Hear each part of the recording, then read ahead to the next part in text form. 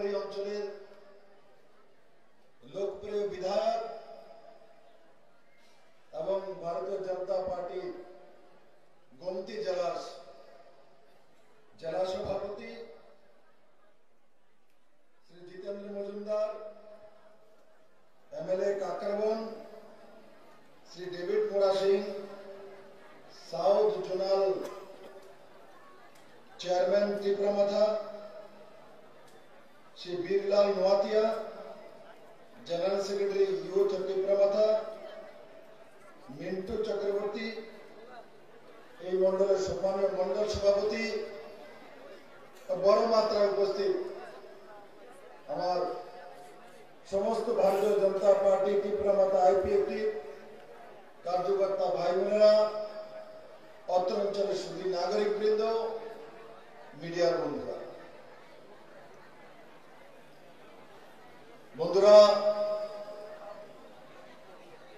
লোকসভা নির্বাচন, ত্রিপুরা অনেক লোকসভা নির্বাচন দেখেছে,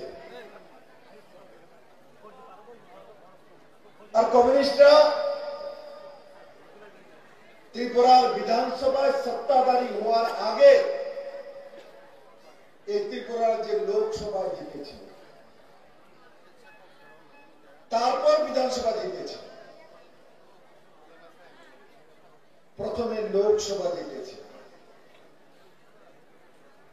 আর এবার কমিউনিস্ট পার্টির কাস্তুয়াতের চিহ্নের কোন প্রার্থী নেই পশ্চিম ত্রিপুরা আসনে। শুরুয়াত এমপি দিয়ে করেছিলেন, সাংসদ দিয়ে কমিউনিস্টরা, কিন্তু কত দুর্ভাগ্যের বিষয়, কত দুর্ভাগ্যের বিষয় যে কমিউনিস্টের মুখ্যমন্ত্রী মানিক সরকার 4 বারের মুখ্যমন্ত্রী, 25 বছরের টানা সরকার, তার আগে নিপন চক্রবর্তী, দশরথ দেববাবু এরা 35 বছরের সরকার, আর মানিক বাবু দম্ভকারী 2017-তে বলতেন যে এই ত্রিপুরা রাজ্যে কমিউনিস্ট আরো 100 বছর থাকবে, 100 বছর কমিউনিস্ট থাকবে। মানিক বাবু ভাষণ দিয়ে দিয়ে পুরো ত্রিপুরা রাজ্যের মধ্যে ঘুরে বেড়াতেন। 2018-তে ভারতীয় জনতা পার্টি और আইপিএফটির একক সংখ্যাগরিষ্ঠ সরকার হয়। ত্রিপুরার মানুষের পার্টি আমাকে মুখ্যমন্ত্রী হিসাবে দায়িত্ব দেয়। তারপরে 2018 বিধানসভার পর এই শক্তিশালী সিপিএম, 100 বছর থাকার যে সিপিএম, 18-তে সত্তা से बाहर হয়ে গেলেন। আর সেই জায়গা থামেনি কমিউনিস্টরা।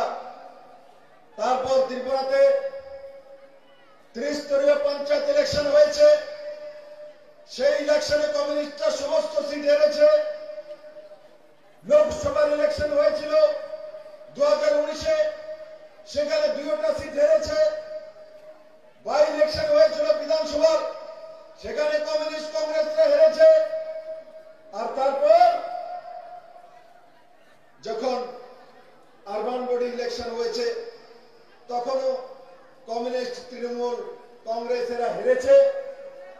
2023-এর বিধানসভা নির্বাচন, 2023-এর বিধানসভা নির্বাচনে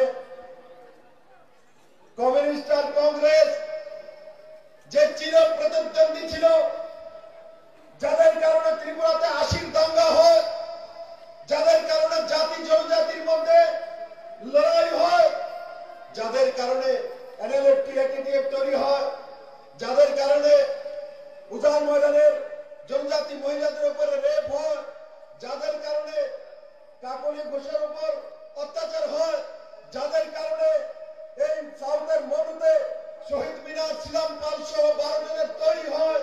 শহীদ মিনারে প্রতি বছর 14 অক্টোবর মানিক বাবু, জিতেন বাবু এরা গিয়ে সেখানে সুখ প্রকট করেন, কংগ্রেসকে গালি দেন।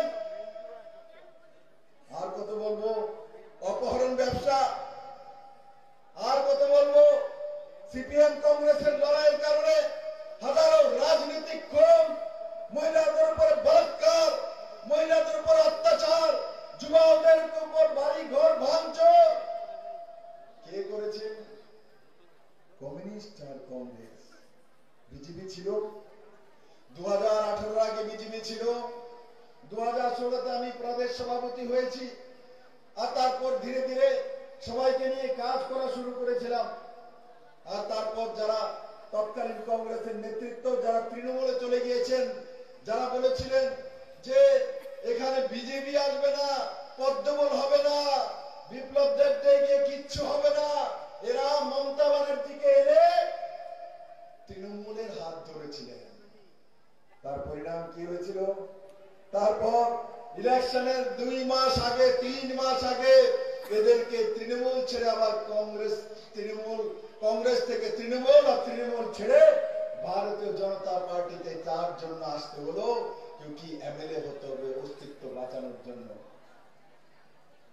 আর তারপর 2019-এর লোকসভা নির্বাচন, সেই নির্বাচনে যারা তৃণমূল কংগ্রেস থেকে ভারতীয় জনতা পার্টিতে এসেছিল, তার মধ্যে একজনকে আমি মন্ত্রী বানিয়েছিলাম, স্বাস্থ্যমন্ত্রী ছিল।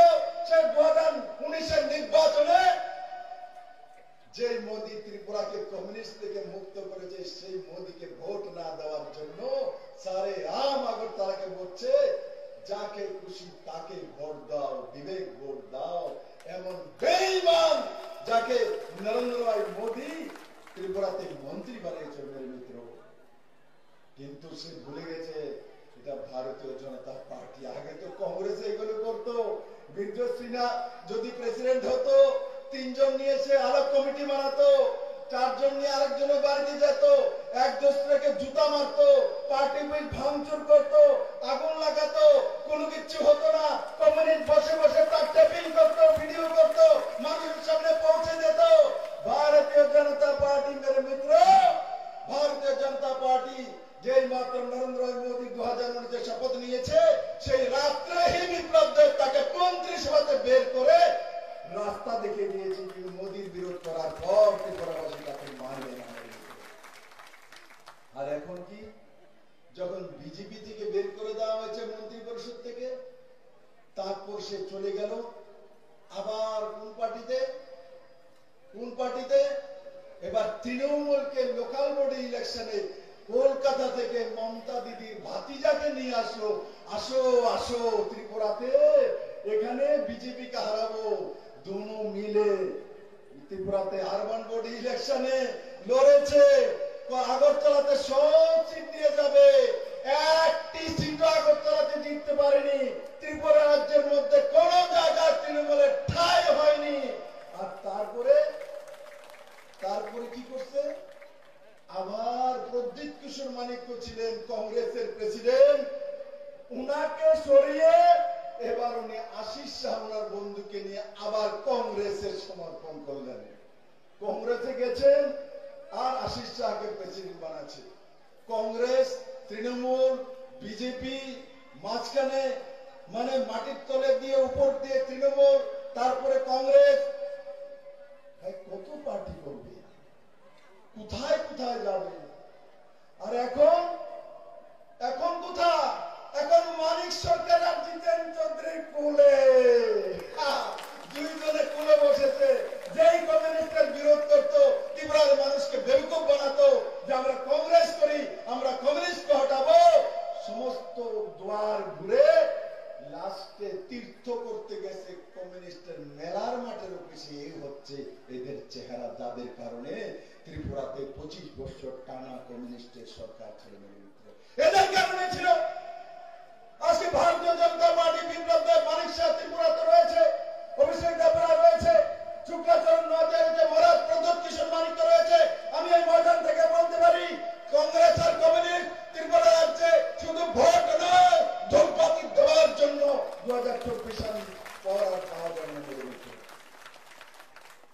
ত্রিপুরার মানুষের সঙ্গে বেইমানি, জনজাতিদের সঙ্গে বেইমানি, যুবকদের সঙ্গে বেইমানি, মহিলাদের সঙ্গে বেইমানি।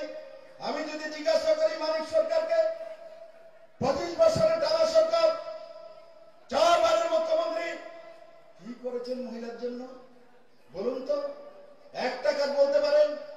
বলুন এসে ত্রিপুরাবাসীকে যে আমি 20 বছর মুখ্যমন্ত্রী ছিলাম, মহিলাদের জন্য এই কাজটা করেছি। কিচ্ছু নাই, কিচ্ছু নেই। মহিলাদেরকে বলাৎকার করতো এদের ক্যাডাররা, মহিলাদের উপর অত্যাচার করতো এদের ক্যাডাররা। এর বাইরে মহিলাদেরকে কোনো উপহার দেয়নি, কিন্তু ভারতীয় জনতা পার্টি নরেন্দ্র মোদীর নেতৃত্বাধীন সরকার মহিলাদেরকে ত্রিপুরাতে সরকারি চাকরির মধ্যে 33% রিজার্ভেশন দিয়েছে। মেরে মিত্র, নরেন্দ্র ভাই মোদী 33% রিজার্ভেশন এমপি এমএলএ এর জন্য দিয়েছে।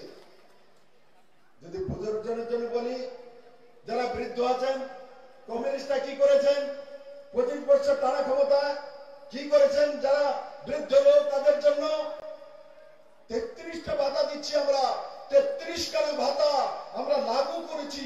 মানিক সরকার, জিতেন বাবু, পবিত্র কর এরা এমন ভাবে বেরোতেন যেমন তাদের বাড়ির থেকে জমি পিচ্ছেন না, মানুষের ভাতা দিতে আসে। ভাতা কত? 300 টাকা, 200 টাকা, 500 টাকা, হাইয়েস্ট 700 টাকা। এবার আমি বলি, এই 300 টাকা যে ভাতাগুলো, এটি কেন্দ্র সরকারের সোশ্যাল ওয়েলফেয়ার মিনিস্ট্রি, সেগুলো 300 টাকা কেন্দ্র সরকার দিত, তার মধ্যে 200 টাকা দিয়ে 500 টাকা করে সিপিএম দিচ্ছে। আর তার কীর্তন করতো এই আশিস সাহা, আর বাকিটার নাম রয়েছে আমার এই ছয় না, তার জোড়া। এরা কীর্তন করতো এদের জন্য। আর ভারতীয় জনতা পার্টি সরকার আসার পর বিপ্লব দেব, ডক্টর মানিক সাহেব বলতে পারে যে আমরা 500, 300, 400, 700 টাকার ভাতাকে এক যুগে 1000 টাকা আর তারপর 2000 টাকা করে ভাতা দেওয়ার ব্যবস্থা ভারতীয় জনতা পার্টি সরকার করেছে। যদি বলি জনজাতিদের জন্য, জনজাতিদের জন্য বলি কি করেছেন জিতেন বাবু, আপনি তো খুব জনজাতি, এসটি সিটে দাঁড়ানোর হিম্মত নাই দেনে, এসটি রিজার্ভ সিটের মধ্যে দাঁড়াননি উনি, কারণ এসটি রিজার্ভ সিটে দাঁড়ালে জনজাতিরা ওনাকে হারিয়ে দেবে। তার জন্য জেনারেল সিটে গিয়েছে, প্রদ্যোৎ কিশোর মানিককের আশীর্বাদ নিয়ে চিফ মিনিস্টার হতে দেখছেন, তিনি চিফ মিনিস্টার ভর্তি করা হচ্ছে। জিতেন বাবু, আদা যারা চুরি করে তারা চিফ মিনিস্টার হয় না, আদা চুরি করলে চিফ মিনিস্টার হয় না, এটা আমি বলি না। আপনি যখন মানিক সরকারের সঙ্গে মন্ত্রী ছিলেন, আদা চুরির কেলেঙ্কারির কারণে আপনাকে এমপি বানিয়ে দিল্লিতে পাঠিয়েছিল, আপনাকে ভালো কাজের জন্য পাঠায়নি। আপনার চুরির কারণে তেলের বাণিজ্য ডুবতেছে, এই কারণে আপনার বৈতরণী পার করছে। আপনি তখনও বলছেন আপনার বড় ইচ্ছা ত্রিপুরার মুখ্যমন্ত্রী হতে, জীবনও পারতেন না। আর মানিক বাবু, আপনার শেষ ডুবানটা সে ডুবাবে, কারণ কি আপনার কারণে সে মুখ্যমন্ত্রী হতে পারেনি। এই কারণে আপনার যে মান ইজ্জতটা কামিয়েছেন সেগুলি ডুবিয়ে গোমতী নদী দিয়ে এই গামারিয়া থেকে সিধা বাংলাদেশ হয়ে বঙ্গোপসাগরে মানিক সরকারকে বিসর্জন করার ব্যবস্থা করেছিল। আর জনজাতির জন্য যেটা বলছিলাম, কি করেছে জিতেন চৌধুরী, কি করেছে মানিক সরকার, কি করেছে কমিউনিস্টের জনজাতি নেতারা, গণমুক্তি পরিষদের নেতারা বানিয়েছে গণমুক্তি পরিষদ, কি দিয়েছে ভারতীয় জনতা পার্টি। বিপ্লব দেব বলতে পারে 2018 সরকার করার পর 1300 কোটি টাকার স্পেশাল প্যাকেজ এডিসির জন্য আনার ব্যবস্থা এডিবি থেকে যদি কেউ করেছে, নরেন্দ্র ভাই মোদী ভারতীয় জনতা পার্টি আইপিএফটি ত্রিপুরা মাতার সরকার করেছে। কংগ্রেসরা করতে পারেনি মেরে মিত্র, সিপিএমও করতে পারেনি। তাই মেরে মিত্র, তার জন্য আমি বলে এই ত্রিপুরা রাজ্যের মধ্যে ভারতীয় জনতা পার্টি, আইপিএফটি, ত্রিপুরা মাথা, এরা তিন পার্টি মিলে আজকে 2024 নির্বাচনে মাননীয় প্রধানমন্ত্রী নরেন্দ্র ভাই মোদীকে প্রধানমন্ত্রী বানানোর জন্য এক যুগে এক দিশাতে এক নিশানে একই মন্ত্র, নরেন্দ্র ভাই মোদী, নরেন্দ্র ভাই মোদী, নরেন্দ্র ভাই মোদী। নরেন্দ্র ভাই মোদীকে প্রধানমন্ত্রী কেন, নরেন্দ্র ভাই মোদীকে প্রধানমন্ত্রী কেন, আমি আপনাদেরকে এক এক করে জিজ্ঞাসা করব। মেরে মিত্র, আমাদের মধ্যে এসে পৌঁছেছেন আমাদের মহারাজা প্রদ্যোৎ কিশোর মানিক্য। মেরে ভাই মহারাজ প্রদ্যোৎ কিশোর মানিক্যকে আমি মঞ্চে স্বাগত জানাচ্ছি, আপনি এখানে চলে আসুন। মেরে মিত্র,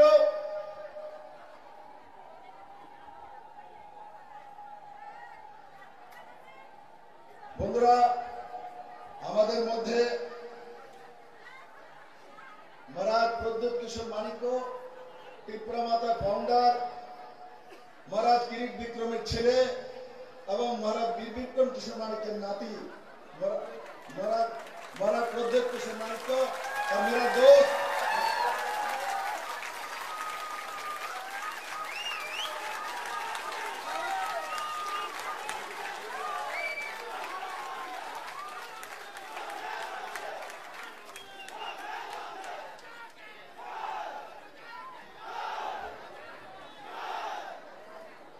বন্ধুরা, যেটা আমি বলছিলাম যে 2023 নির্বাচনে এই সাবরুম থেকে জিতেন চৌধুরী যখন ইলেকশন জিতে আসে তখন মহারাজ প্রদ্যোৎ কিশোর মানিকের আশীর্বাদ নিয়ে ওনাকে এমএলএ হতে হয়।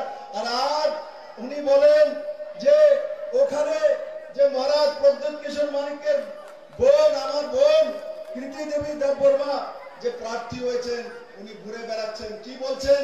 উনি বলছেন যে উনি তো বাইরে থেকে আইছে, উনি বাইরের লোক।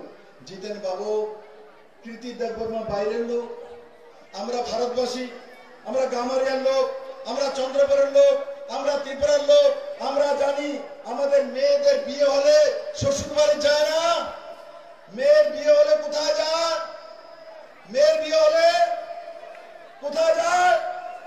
শ্বশুর বাড়ি যায় তো যায় না। জিতেন বাবু को শ্বশুর বাড়ি গেলে বলে আরেক দেশে গেছে। আর যখন মেয়ে বাপের বাড়ি আসে তখন তাকে সবচেয়ে বেশি আদর করতে হয় না? যখন মেয়ে শ্বশুর বাড়ি থেকে বাপের বাড়িতে আসে, পাড়া প্রতিবেশী আত্মীয় স্বজন তাকে ভালোবাসে, তাকে আদর সম্মান করে। জিতেন বাবু বলছে কৃতি দেববর্মা তো বাইরে থেকে এসছে। জিতেন বাবু, কৃতি দেববর্মা ত্রিপুরার মেয়ে, মহারাজ কিরিট বিক্রমের মেয়ে, মহারাজ প্রদ্যোৎ কিশোরের বোন, আমার বোন, ত্রিপুরাবাসীর বোন। ত্রিপুরা তোমার বাপের বাড়ি, উনি ওনার বাপের বাড়িতে এসছেন। জিতেন চৌধুরী, আমি আপনাকে বলতে চাই আপনার পার্টি বিদেশি, আপনার পার্টি বাইরে থেকে এসছে, কমিউনিস্ট পার্টি। আপনি বাইরে থেকে এসছেন, কারণ কি? কমিউনিস্ট পার্টি ভারতীয় পার্টি না, কমিউনিস্ট পার্টি বিদেশ থেকে আসছে। এখন মানিক সরকারের সংবিধান, বাবা কত ভালোবাসা সংবিধান। এখন একটা কাজ করে সাংবাদিক বন্ধুরা, বি.আর. আম্বেদকরের একটা বই টেনে দান করে তোমরা। এখন ওনার সংবিধান মনে পড়েছে, ভারত মনে পড়েছে, ভারত মাতা মনে পড়েছে, রাষ্ট্র মনে পড়েছে। সিপিএম এবং রাষ্ট্র, সিপিএম এবং সংবিধান। এই ত্রিপুরা রাজ্যে বিপ্লব দেব আসার আগে, ভারতীয় জনতা পার্টি সরকার আসার আগে কমিউনিস্ট পার্টিরা নিজেদের পার্টি বেশে কোনোদিনও 26শে জানুয়ারি, 23শে জানুয়ারি এবং 15 আগস্টে ন্যাশনাল ফ্ল্যাগ উঠাতো না, জাতীয় পতাকা কমিউনিস্টরা উঠাতো না। মেরে মিত্র, এই কমিউনিস্টরা গান্ধীর জন্ম জয়ন্তী 2 অক্টোবর পার্টি বেশে পালন করতো না। এই কমিউনিস্টরা স্বামী বিবেকানন্দ জয়ন্তী পালন করতো না। এই কমিউনিস্টরা মহারাজা বীর বিক্রম কিশোর মানিকের জন্ম জয়ন্তী পালন করে না। এখন মানিক সরকার হয়ে গেছে বিপ্লব দেবের থেকে বড় রাষ্ট্রবাদী। কি অবস্থা! মানিক সরকার বিপ্লব দেবের থেকে বড় রাষ্ট্রবাদী। আমি তো বলবো মানিক বাবুরে তাড়াতাড়ি নাগপুরে লয়ে যান। সৎসঙ্গ চালকদের আমি প্রণাম করুন, প্রাণ প্রচারকদের বলুন, স্বয়ংসেবক একটা পাওয়া গেছে, 3rd ইয়ার ট্রেন লয়ে যান। রাষ্ট্রপ্রেমিক পাওয়া গেছে, পলিটব্যুরোর রাষ্ট্রপ্রেমিক, সংবিধান প্রেমিক। কোথায় ছিলেন 25 বছর? কোথায় ছিল আপনার সংবিধান? মুখ্যমন্ত্রী হওয়ার পর আপনার রুমে আমি গিয়েছিলাম, আপনি যে মুখ্যমন্ত্রী যেই রুমে বসতেন মেরে মিত্র, সেই রুমের মধ্যে ভারতের জাতীয় পতাকা ছিল না, সেই রুমের মধ্যে অশোক স্তম্ভ ছিল না। আমি মুখ্যমন্ত্রী হওয়ার পর ত্রিপুরার মুখ্যমন্ত্রীর রুমের মধ্যে অশোক স্তম্ভ, জাতীয় যে চিহ্ন, সেটা আমি এনেছি মেরে মিত্র। ভিতরে স্বাধীনতা আমাদের যে জাতীয় পতাকা সেটা বসানোর ব্যবস্থা বিপ্লব দেবকে করতে হয়েছে। এখন মানিক সরকার আমাকে সংবিধান শিখাবে, মানিক সরকার আমাকে অশোক স্তম্ভ শিখাবে। আরে মানিক বাবু, আপনি স্ট্যালিন, লেনিন, মাও সুদং আরো কি জানি কারে কারে সিনিয়ররা জন্মদিন বানাইতো। আগে দেখতে না রাস্তার মধ্যে যাইতেন লই কার জন্মদিন? ঈদা দেহজের জন্মদিন। কার এটা? এটা কি নিপেন চক্রবর্তীর জন্মদিন? না না, নিপেন চক্রবর্তীর জন্মদিন বানায় না। স্ট্যালিন কবে মরে গেছে তার জন্মদিন বানায়, লেনিনের জন্মদিন বানায়, মাসুদিনের জন্মদিন বানায়, কুয়াত্রা চুপ করতে এসে তার জন্মদিন বানায়। কিন্তু যদি বলতাম এখানের এমএলএ ছিল, মাধবসার জন্মদিন করো, না না কমরেড করা যাইতো না। আমি যদি বলি পবিত্র করার জন্মদিন করো, না না কমরেড করা যেত না। আমি যদি বলতাম তাদেরকে জ্যোতি বসুর জন্মদিন করো, না না কমরেড করা যেত না। কিন্তু বিদেশি দৈরা ধরে না ভারতের মধ্যে জন্মদিন পালন করে। আর এখন মানিক সরকার হয়ে গেছে সংবিধান প্রেমী। সংবিধান বাঁচানোর জন্য এখন তিনি কংগ্রেসে গেছেন। কত বড় সংবিধান বাঁচেন না। বি.আর. আম্বেদকর থাকলে আমাদের লগে রাখলে, ডক্টর বি.আর. আম্বেদকর থাকলে মানিক বাবু আপনারও লগে রাখলে সংবিধান আপনি কিছু জ্ঞান দেন। আপনি এখন এসছেন সংবিধান বাঁচানোর জন্য, আপনি হাত চিহ্নিত ভোট দেবেন। 25 বছরের টানা মুখ্যমন্ত্রী, 25 বছরের টানা মুখ্যমন্ত্রী আপনি, 20 বছরের টানা মুখ্যমন্ত্রী আপনি, 25 বছরের টানা সরকার। আপনি একবারও আপনার মুখে সংবিধানের নাম শোনা যায় না, একবারও ভারতের নাম শোনা যায় না, একবারও রাষ্ট্রপ্রেমের কথা শোনা যায় না, একবারও ভারতের সেনাবাহিনীর কথা শোনা যায় না। আর এখন আপনি সংবিধান বাঁচানোর জন্য, ভারতকে বাঁচানোর জন্য আপনি কংগ্রেসের হাত ধরতেন। যে হাত আপনি বলতেন এই কালো হাত ভেঙে দেব, ঘুরিয়ে দেব। হ্যাঁ, কমিউনিস্টরা বলতো নারী নির্যাতনকারী কংগ্রেসীরা হুঁশিয়ার। আশিস বাবুর শোনান না এটা একটু স্লোগানটা? আশিস বাবুর সঙ্গে বসে একবার বলেন, নারী নির্যাতনকারী জোট সরকারের কংগ্রেসীরা হুঁশিয়ার। আর কংগ্রেসীদেরকে বলতো কমিউনিস্টরা, কংগ্রেসের চামড়া তুলে নেব আমরা। এবার তুলো আশিসের চামড়া, তুলো তুলো তুলো চামড়া তুলো। আরে ত্রিপুরাবাসী তোমাদের ম্যাজিক দেখছে, সার্কাস হয়ে গেছে সার্কাস। কেউ আর সার্কাসে যাবে না, ত্রিপুরার মানুষ এদেরকে দেখবে, টিকিট লাগবে না। যাও এদের ফটো দেখো, সার্কাসের মতো হয়ে গেছে মানিক বাবু। এই ত্রিপুরা রাজ্যের মানুষ মাফ করবে না আপনাদেরকে। এই ত্রিপুরার যতগুলি রাজনীতিক খুন হয়েছে, এরা তাদের পরিবারের লোক আপনাদের মাফ করবে না। আর এখন তো কি বলছে, যে রাজনৈতিক খুনগুলি হয়েছে সেগুলি তো কার্যকর্তারা নিচে নিজেদের কারণে খুন হয়েছে, তাদের কারণে খুন হয়নি। তারা বলেনি খুন করার জন্য। মেরে মিত্র, এই সিপিএম যখন 94 এসেছিল, এই তুলাকোনার সুভাষ গণকে 150টা কুড়ালের কূপ দিয়ে মেরেছে, 150টা কুড়ালের কূপ দিয়ে মেরেছে।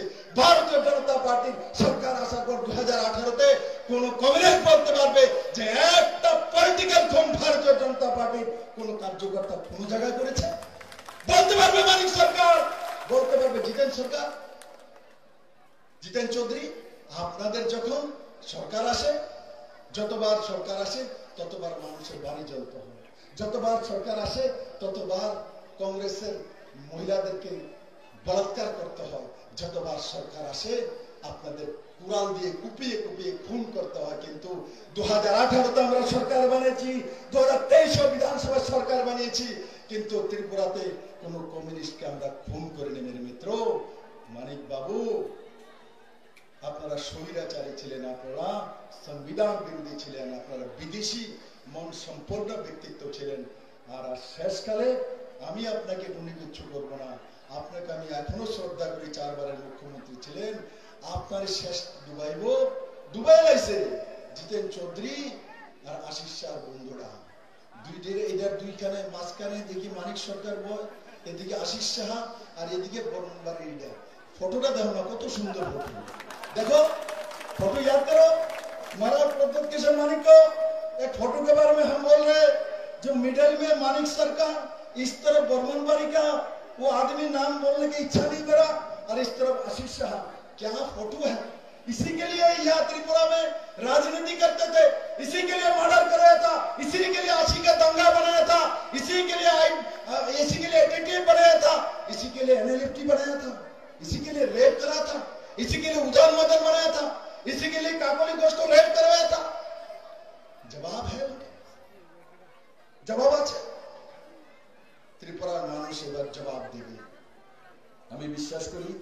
এবারের নির্বাচনে ত্রিপুরার মানুষ জবাব দেবে। নরেন্দ্র মোদী, প্রদ্যোৎ কিশোর মানিক্য, আইপিএফটি তিনও এক জায়গায় এসে গেছে। আর ত্রিপুরার মানুষ কংগ্রেস কমিউনিস্টকে জবাব দেওয়ার জন্য বসে আছে। তাই এই গামেরিয়া থেকে আমি সমস্ত কার্যকর্তাদের কাছে নিবেদন করব, এবার ভোটিং কত করতে হবে? এবার ভোটিং 100% ভোটিং করতে হবে। কংগ্রেস কমিউনিস্টকে ত্রিপুরা থেকে উদ্ধার করতে হবে, প্রেতাত্মা বানিয়ে চীনে পাঠাতে হবে। আর সেই দিশাতে কেরালাতে কংগ্রেসের প্রার্থী রাহুল গান্ধী, সেখানে কমিউনিস্টের সরকার কমিউনিস্টের প্রার্থী রাহুল গান্ধীর এগেইনস্টে, কমিউনিস্ট রাহুল গান্ধীকে গালি দিচ্ছে, রাহুল গান্ধী কমিউনিস্টকে গালি দিচ্ছে। ত্রিপুরাতে এক দেশের মধ্যে, মানিকবাবু দেশ কইছিলেন, আমি সংবিধান কেমনে বুঝবেন আপনি? আপনি কেরালার মনে করছেন এটা বুঝে আরেক দেশে, ত্রিপুরার আরেক দেশে। সংবিধান এটা একটা দেশ মানিকবাবু। কেরালাতে আপনারা কংগ্রেস কমিউনিস্ট লড়াই করছেন রাহুল গান্ধীর খিলাফ, আর এখানে কংগ্রেসের প্রেসিডেন্ট আশিস শাহকে পুরোলে আপনি বুঝতেছেন। কি অবস্থা, মাথা খারাপ হয়ে গেছে, আমরা পাগল হয়ে গেছেন। আপনারা ত্রিপুরার মানুষ এত পাগল না। ত্রিপুরার মানুষ আপনাদেরকে চেনে নিয়েছে। ত্রিপুরার মানুষ আপনাদেরকে একটি ভোটও দেবে না মেরে মিত্র। ত্রিপুরার জন্য এই কমিউনিস্ট আর কংগ্রেসের কাল একটা অভিশাপ ছিল মেরে মিত্র। আজকে যদি নরেন্দ্র মোদী না আসতো, ঘরে ঘরে 5 কিলো করে চাল যেত না। আজকে যদি নরেন্দ্র মোদী না আসতো, প্রধানমন্ত্রী সড়ক যোজনা রোড ত্রিপুরার গ্রামে গ্রামে হতো না। আজকে যদি নরেন্দ্র মোদী না হতো, মহারাজা বীর বিক্রম কিশোর মানিক্য ইন্টারন্যাশনাল এয়ারপোর্ট হতো না। আজকে যদি নরেন্দ্র মোদী না হতো, তাহলে করোনার টিকাকরণ হতো না।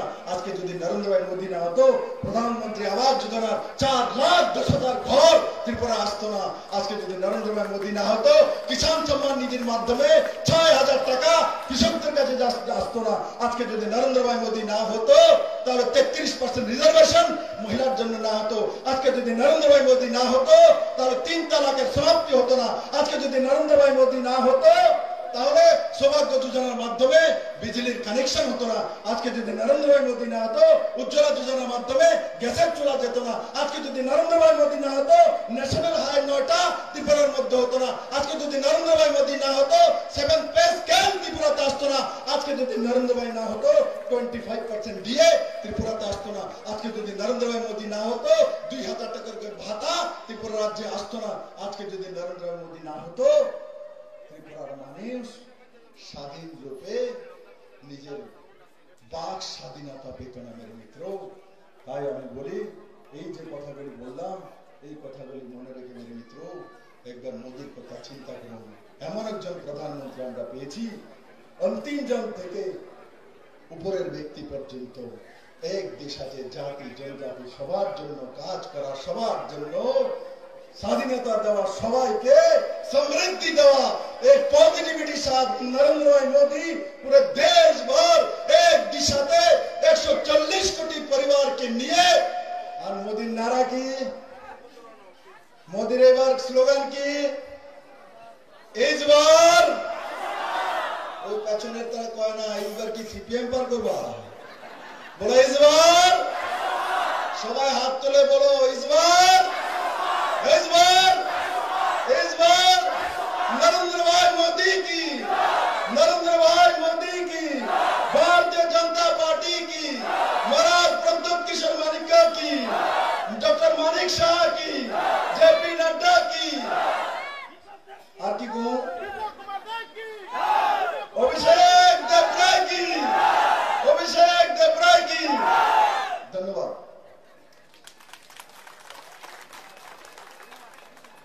অসংখ্য ধন্যবাদ। মূল্যবান আলোচনা তুলে ধরার জন্য। পশ্চিম ত্রিপুরা লোকসভা আসনের ভারতীয় জনতা পার্টি